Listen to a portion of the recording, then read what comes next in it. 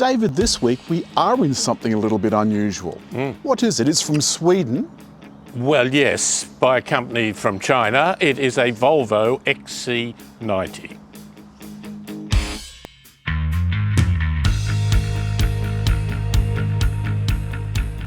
I want you to think of this car. Now, you've had it for half the week, I've had it for half the week. I fell in love with it. I thought it was absolutely magnificent, especially on the highway. But it's actually two cars in one, isn't it? On this side, this is an electric car. So it's got a battery, a 103 kilowatt electric motor, and it's driving the rear wheels, right? Yep. Now at the front, this has got a 2-litre supercharged and turbocharged petrol 4-cylinder engine and an electric motor. What are the power figures?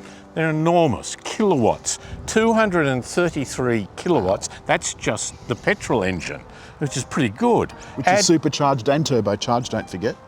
And the back electric engine adds another 107 kilowatts. Now, you put the two together, if you can do that and get that power to the ground, that's 340 kilowatts of power. And the pulling power?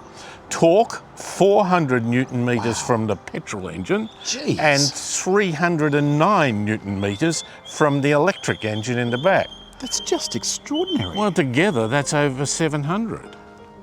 And what's the 0 to 100, David, which is the real test of a car?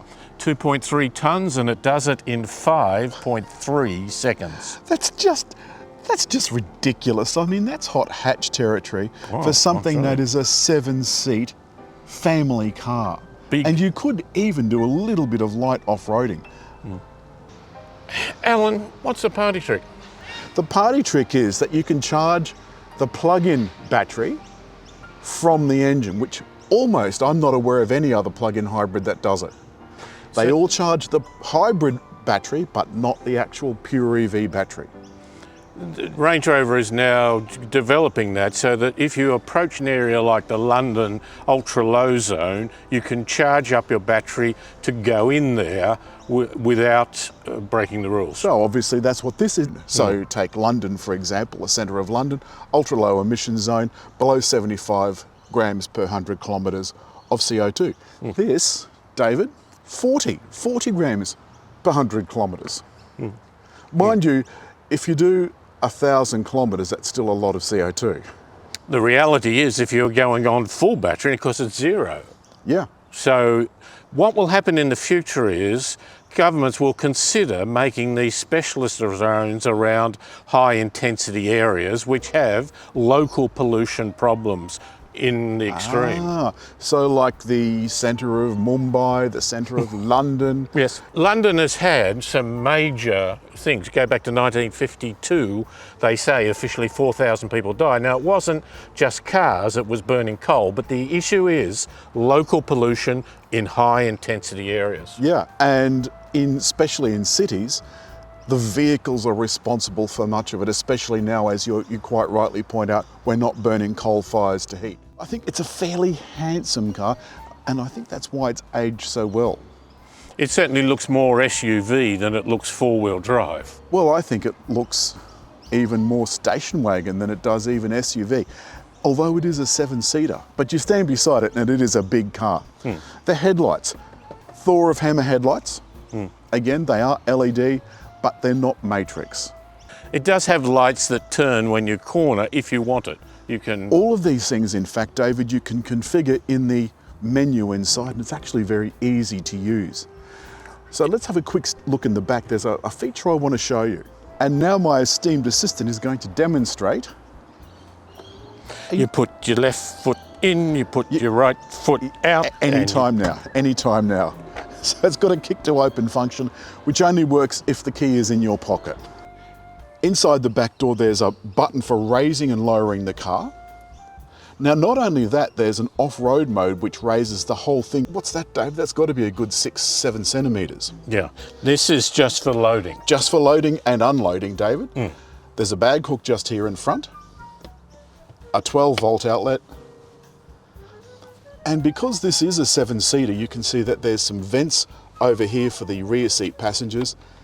a little armrest and a cup holder on both sides. Plus there's a couple of tie downs. So you get 2 seats and they just pull straight up. That is a manual affair. And the middle seats are actually 3. I wouldn't even call that 40-20-40. I'd call it 33 and a third, 33 and a third, 33 and a... It doesn't make for marketing, but yes. That was remarkably easy to get in. Nice headroom, don't have to duck. Geez, that's classy trim on the door, David, with the Bowers and Wilkins sound system, which by the way sounds brilliant. A little bit of kind of sort of knurled effect on the metalwork, and a pull-up screen. There's also some side vents and some centre vents, look, David. Another zone of climate control and a couple of USBs. Are they USB-Cs? Yes, Cs. they are. Couple of cargo nets. And what do you think of the upholstery? It looks like it's made to be practical as well, and not make you I think sort it's of nice, hot. a little bit of Alcantara and leather. And the only noise you can hear inside, of course, with the engine going is the fan. These controls are actually really easy to use. Of course, it's got the typical Volvo symbol here where you can turn the fan up and down with this. There's rear climate, parking climate you can have as well. And also, which is I think typically Volvo, you've got a little chain. Hold on a sec. You'll notice the chain is broken. If you want to sync it, you have to press that to join the chain again. And what it means is to get to an up and down is a 2-step process.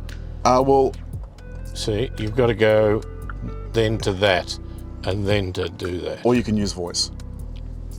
Using voice is good.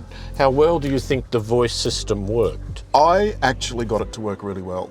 Did you not? I tend to, out of simplicity, go straight to Apple CarPlay. Yeah. The door's got that lovely metal trim, David, with a beautiful feel, a Bowers and Wilkins speaker, and 3 memory positions for your seats. The steering wheel this is typical Volvo. It is so easy to use. A digital dash, and there's a heads-up display. It's just a small point. They don't tell you what this does, and you've really got to learn by trial and error. We've got some controls for audio in the demister, and a 12-volt outlet, easy where you can see it. The Qi charging pad, the gear lever, which is one of David's pet hates. It's a double tap to get it into gear. So one to get it into neutral, and then another one to get it into the gear. And this is the twist to start and twist to stop button. Behind that, a couple of cup holders, and quite a generous Not centre hugely deep, but and also 2 USB outlets. And above, there's an overhead console for operating the sunroof, the lights, and the blind actually does block out. It may not look like it blocks out much, but this is a reasonably bright day even though it's overcast, and that fabric is covering quite a lot. A double tap to get it into reverse. Look how beautifully clear the 360 top-down view camera is. It's just extraordinary. And it makes parking so much easier. In fact, it's almost easier to use that than it is to use your mirrors.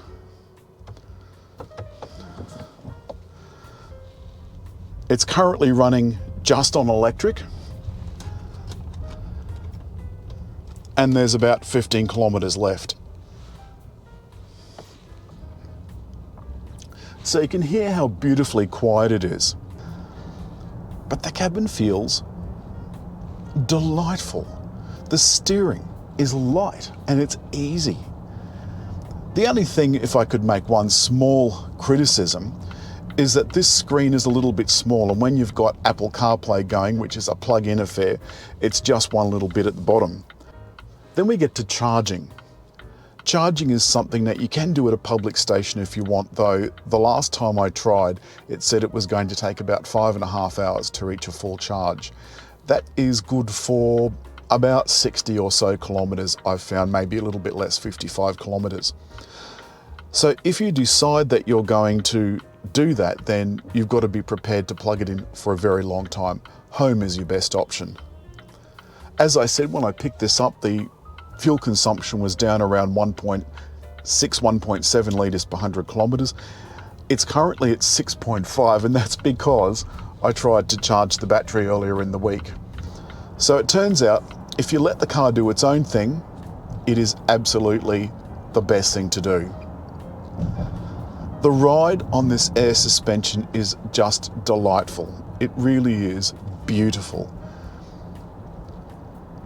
I tried to find something about this that I didn't like. It's got all the mod cons. It's got fancy assistance systems. It's got active cruise control. It won't let you get into an accident if it can avoid it. And Volvo is very keen on safety. And they made a bold prediction that there would be a time that they could foresee where there would be no road accidents, certainly no deaths from road accidents, because the cars would be talking to each other. But not only that, they'd be talking to a central authority somewhere or other. Driving such a big vehicle like this, as David said, 2.3 tonnes or thereabouts, should be difficult, but it isn't. And if I was to put my foot down, I take off, because that little supercharged and turbocharged engine kicks in, given a big boost by that electric battery. And that's all this week from our Volvo XC90 plug-in hybrid. I'm so impressed. It was beautiful on the highway, powerful. Very powerful and great engineering, I think, in the drivetrain.